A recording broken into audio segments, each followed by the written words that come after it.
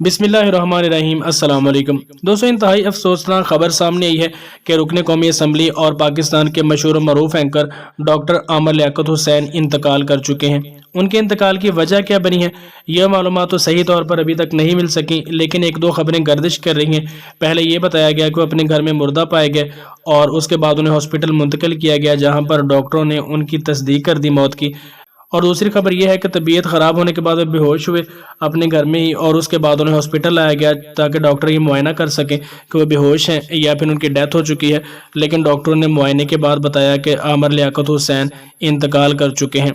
बहुत ही बड़ी खबर है, क्योंकि आमर लियाकत हुसैन मुख्तलिफ टीवी चैनल पर शो भी करते थे और उसके अलावा मजहबी स्कॉलर के तौर पर भी उन्हें जाना जाता था, और इसके अलावा मीडिया में भी काफ़ी रहे थे मुख्तलिफ मसाइल की वजह से और ख़बरों की वजह से जो डॉक्टर आमर लियाकत हुसैन के साथ मुंसलिक रहे, दानिया शाह के बारे में, और उसके अलावा जो उनके दूसरी शादियों के मसाइल थे, उस वजह से डॉक्टर आमर लियाकत हुसैन बहुत अरसा से ख़बरों की जीनत थे।